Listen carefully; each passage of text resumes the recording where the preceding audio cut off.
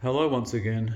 This is the resumption of the game in the NZCCA 1974-75 season, and the position in front of you is where I left it in the previous video, and I asked you to have a look at this and see what you make of whether or not white can afford to play rook c5.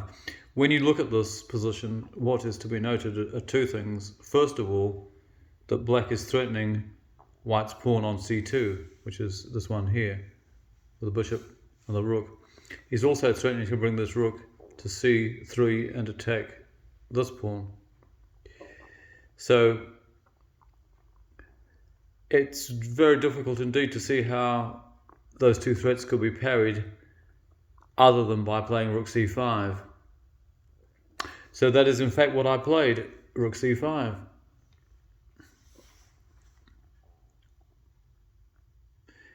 Now, black cannot really afford not to take the rook here, because if he moves the rook away from the c-line, then white can play rook c6, attacking the pawn on a6, and also pinning the pawn on e6 against the king.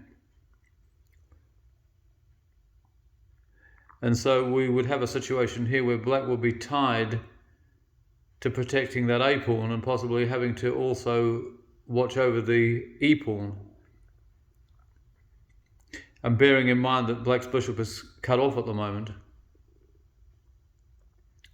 So really the only sensible move here is to take the rook off, and that's what he did. Probably thinking that rook c5 by white is a mistake, because of course the only move now that white can play is to recapture, and it looks as though this pawn can easily be stopped by the king. Can it? Well,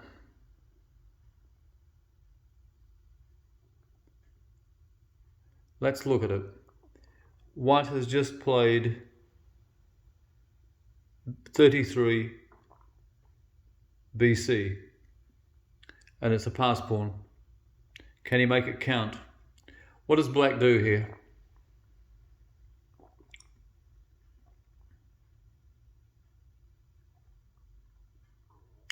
What can he do that makes any kind of sense? Well, he could play e5 with the idea perhaps of playing e4, creating a pass pawn of his own. And then, of course, when the bishop moves away from d3, he'd be able to take this pawn. That's the general idea. And of course, if black were to play e5, he banks on white not being able to take that pawn.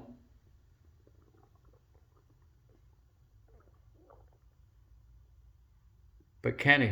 This is the question. He could move his king, possibly to e7. But then I think that white with c4 would cause all sorts of problems for black. Because if you imagine that the king moved to here and then c4, he's threatening to take this pawn. And then black would have to take back. And this bishop could not move from here, otherwise he'd lose the pawn.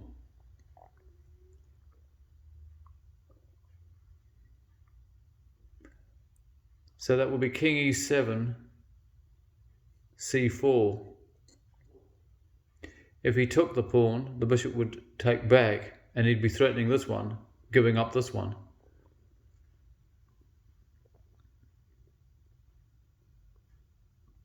Of course, after king e7, c4, if he didn't take the pawn, white could always push on, and then push the pawn from here to here, sort of locking the king out of the d-line.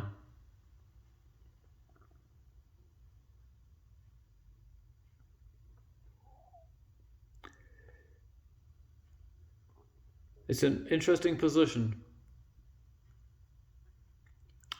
I do slightly remember analysing it at the time, and I wondered if he might have played king e7, trying to work his way around here and go after this pawn.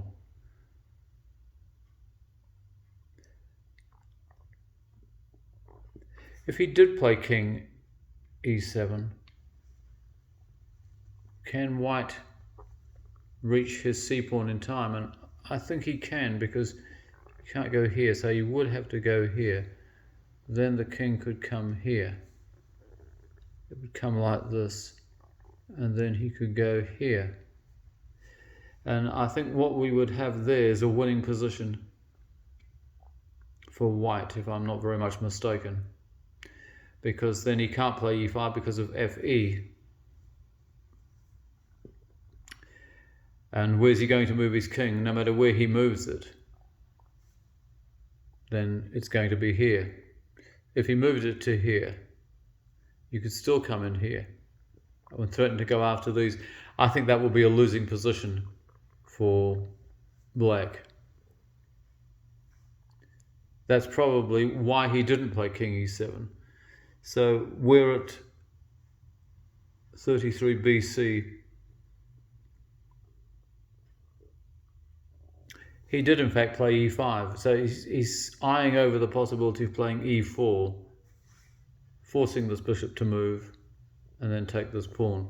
So what would white play here then? This is white's 34th move. Well, clearly taking the pawn, and then the king would take back, just to demonstrate. He's taking the pawn like that, and the king takes.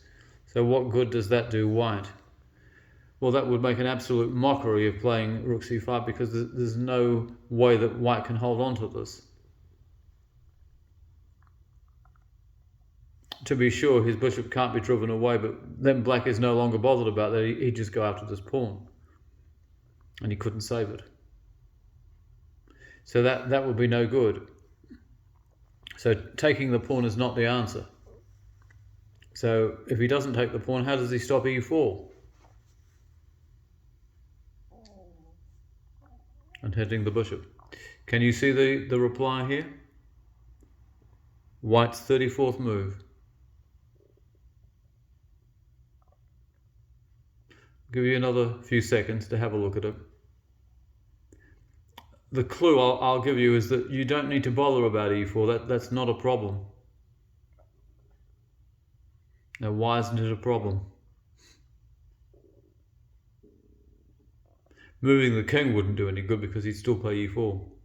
Well, you need to divert his attention. He's wanting to push in the center, so you do what? You divert his attention to another part of the board. What you do is you play c6.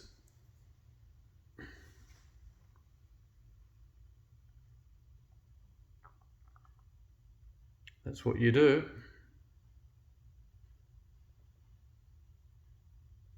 So what does black do in answer to that?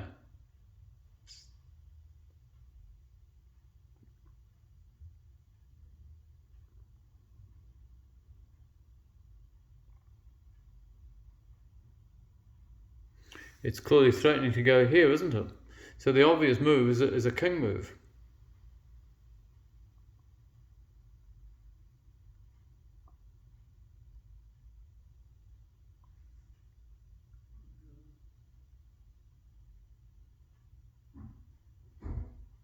See, if he played here,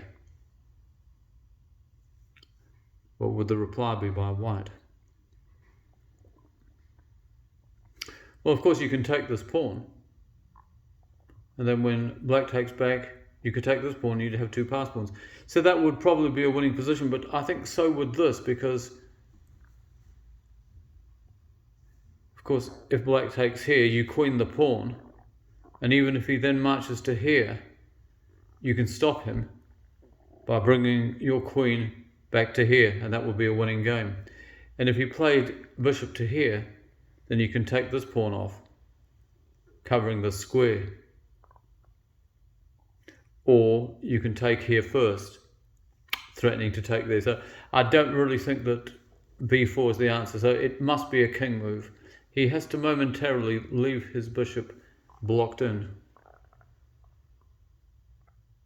Well, in fact, he played here. Now what he's thinking is, well, if white plays here, then it's a formality to go into here and stop the pawn, which it would be, yes. So what does white do to stop the king from getting to that pawn on c6? This is after 34 king e6. Just have a look at it for a few moments and then I'll tell you.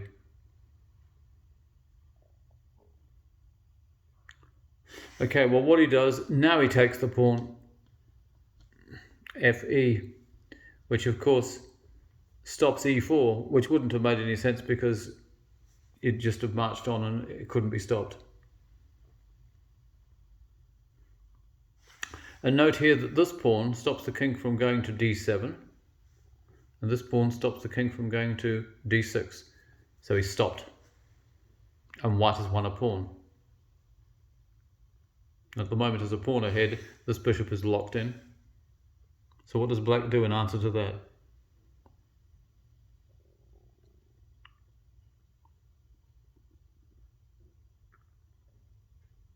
So black's bishop is completely out of play.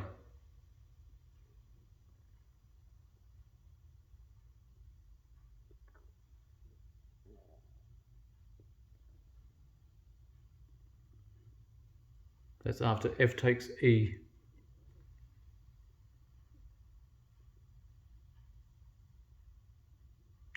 Well, of course, it's pointless bringing the king here or taking this pawn because you just march this on and queen it. So he can't touch that e pawn and he can't go to any of those d-line squares. He just can't do it. And he can't move his bishop.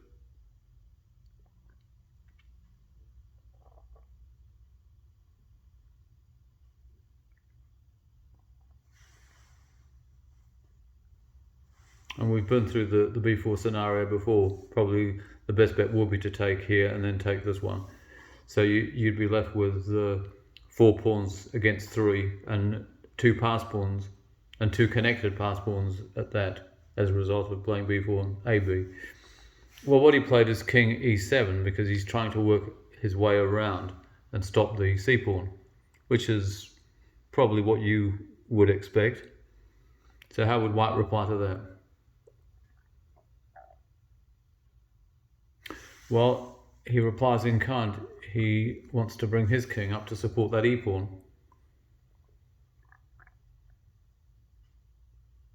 Black has demonstrated that he knows he can't take it, so we'll support it. And there are possibilities then of getting king e3, king d4, or king f4, king g5, unless he plays h6. So that is after 36, king f2.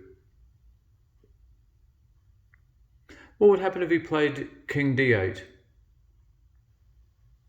That's this, which is what he intended to play.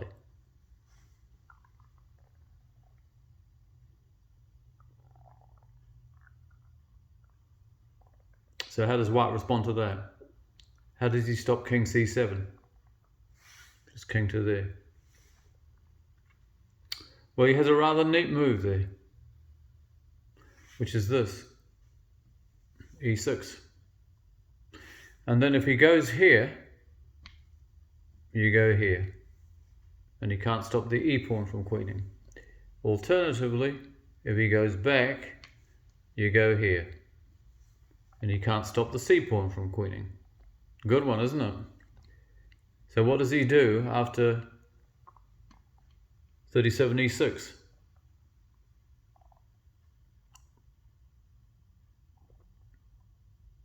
He just can't move his king, can he? The best bet really would be to play here, but then like I say, you'd take, he'd take, and then you'd take here. So you'd still have your 2 connected pass pawns. So really he'd achieved nothing by it. So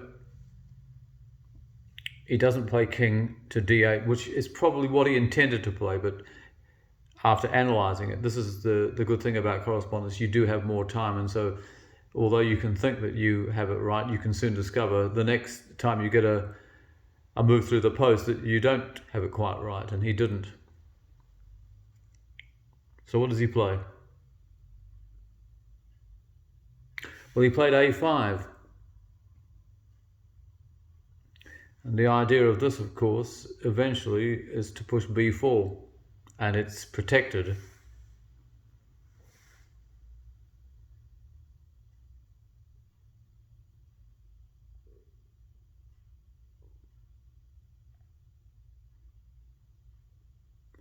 So what does white play here then? Does he advance the king and allow b4?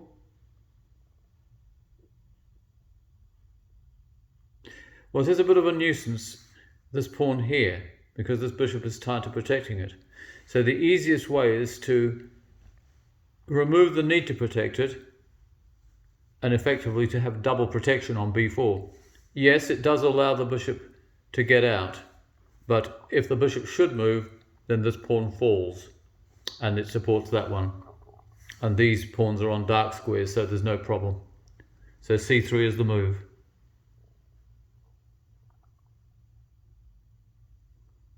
So what does black play here? Well, he plays king d8.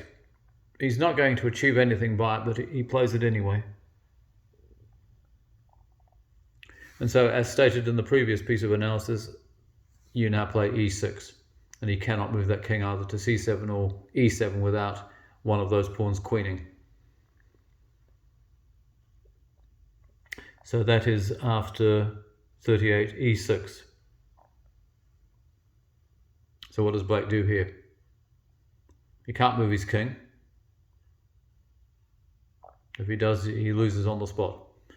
He can't really afford to move this bishop because you lose that pawn.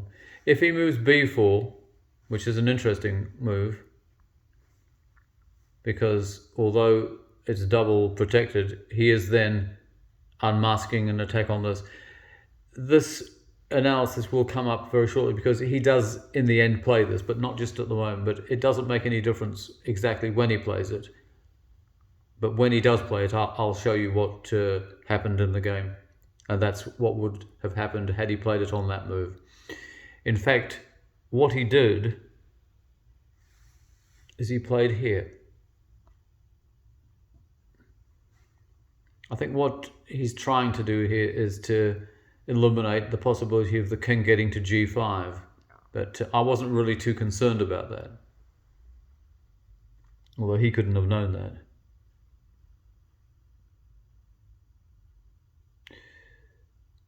Right, so 38 e6 h6, that's white's 39th move.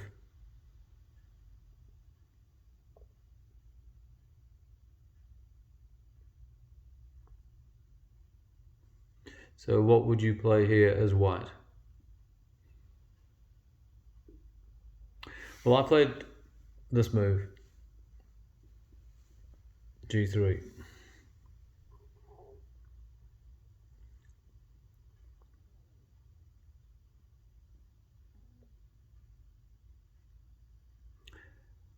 It doesn't really seem to be doing that much, but it's wanting effectively to force black into a sort of a tutzwang, where his compulsion to move will lose the game for him. What does black play here? Well, now in fact he plays b4. Now a mistake here would be to take with the c pawn. And you can play around with that if you want. I'll not go through the analysis at the moment, but I'll demonstrate why it is correct to take with the a pawn instead and win the game.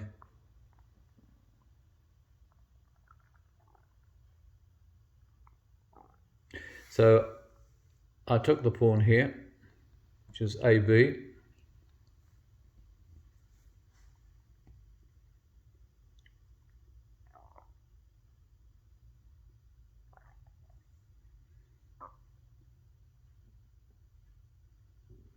He could take here now, but then white would simply take here, and he has these two pass pawns again. He still has this one. Of course, the bishop could come here, so he could take here, bishop to here. but then there'd be nothing to stop me pushing this on and pushing this one on and bringing the king down, and it would effectively be a king and 2 pawns. He couldn't really do much on this side. So he decided to recapture the pawn, which is probably the better of the two moves. I did analyse this at the time, and I remembered it when I went through this game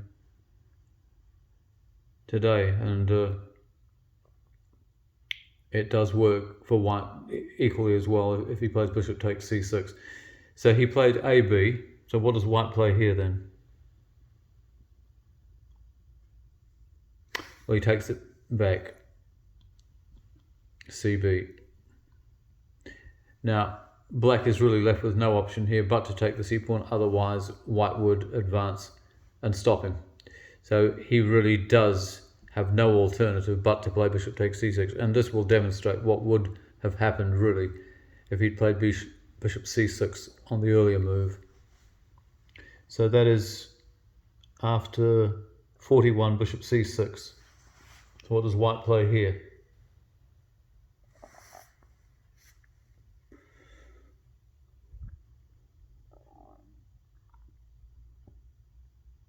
Black, of course, is more or less now threatening bishop d5. So how do we give some protection to this pawn? Well, I honestly can't remember at this stage whether I considered this move, but I think this would be good enough for a win, because it's not possible at that point for black to attack that pawn with his bishop. Because of course if he comes here, he loses. If he comes here, you take it and you still have this pawn here. I think that would be more than good enough to win it. But like I say, I honestly cannot remember whether I considered that as a move or not. What you really would want to avoid is playing here, because then of course he could come in here and then he would win that e-pawn. And then once he takes that, he defends this. White could probably still manage something, but it's not as clear cut. But the move that's coming up is quite good. Can you see it? It's white's 42nd move. Okay, well, it's g4.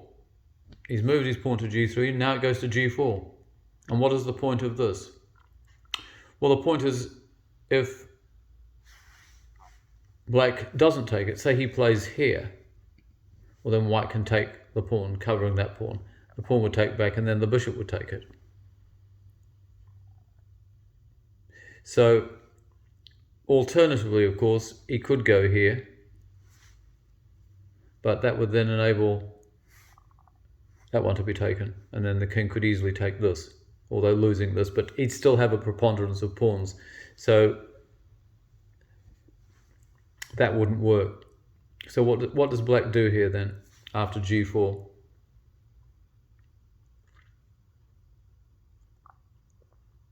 Any ideas?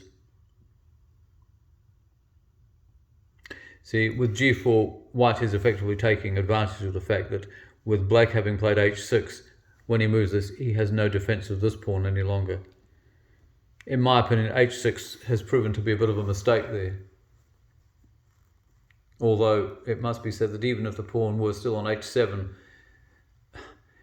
you would probably still be able to do something.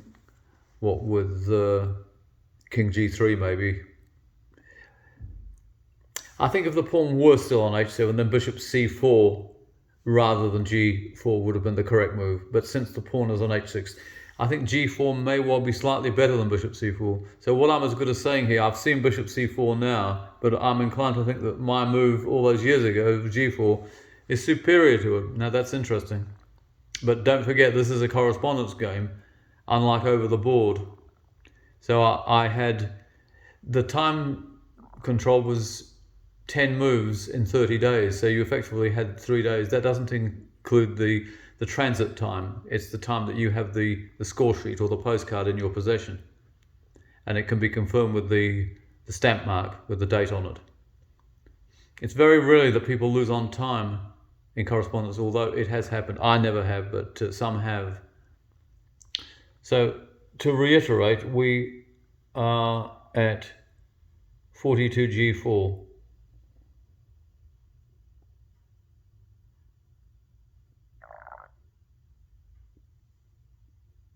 Well, in fact, he does take the pawn. So let's whip that off. That's fg.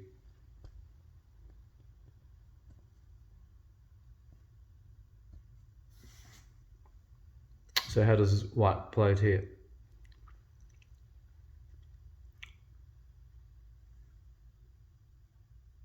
Well, as I indicated earlier, he does in fact take this pawn here, which is no longer protected by the pawn that was on h7.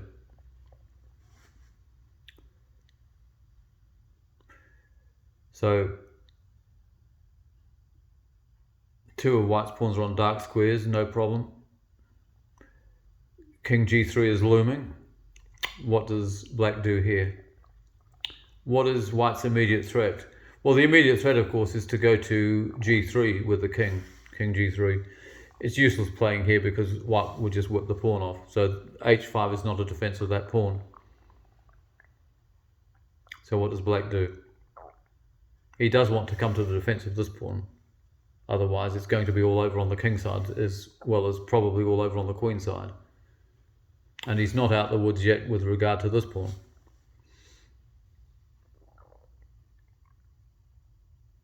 So what does he do?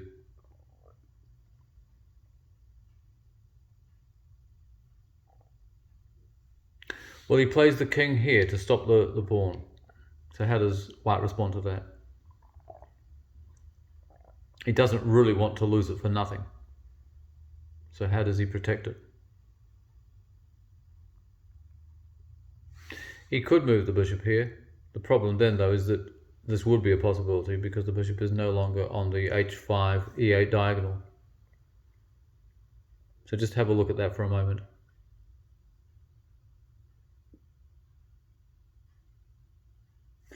Well, in fact, played bishop f7, protecting that e-pawn.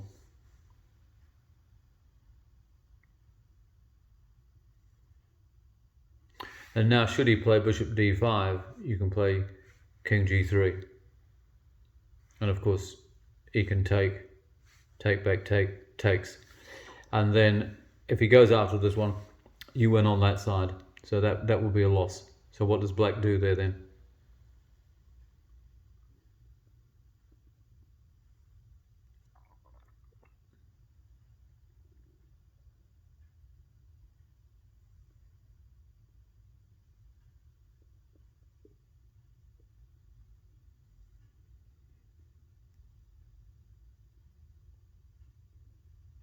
Well, he plays h5. He's wanting to protect that pawn.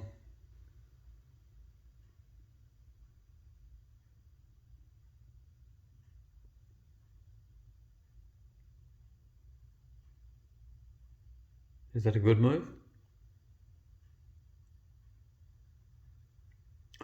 Well, now that I look at this, it's possible, I think, to probably get away with playing bishop takes h5 and then king takes and bishop takes check, and white would effectively have a bishop and two pawns against a bishop. But I in fact played this, probably playing it safe, thinking, well, I can end up going to h4 and pick up that h pawn anyhow. So I'm forcing the issue here.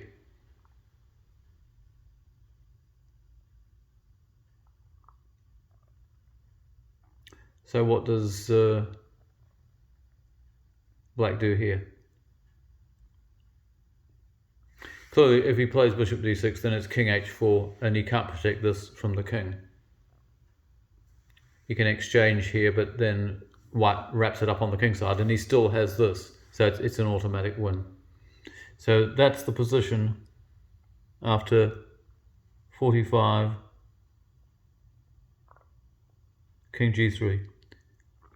Well, he plays a move that I'd thought he might have played a move or two earlier, which is this.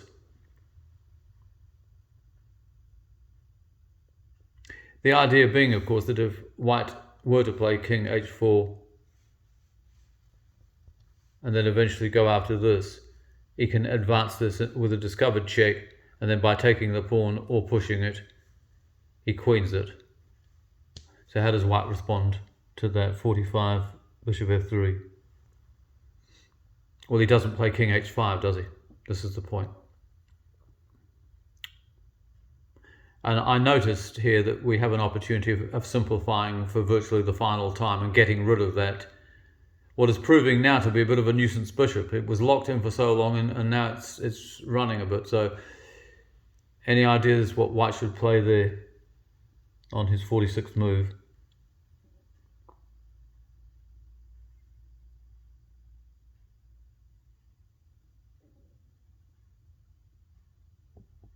Well, his bishop takes h5.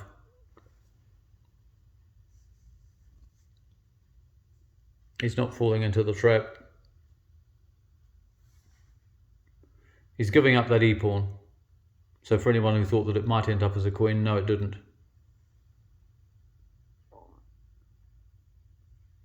So what can black do here?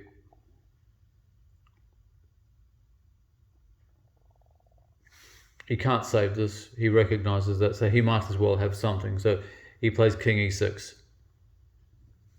Now, can white finish the game in one move?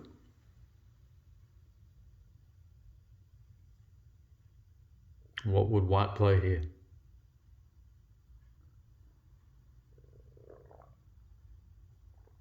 Well, he does simplify simply by playing bishop takes g4 check, and black resigns because he recognizes that he must take that bishop.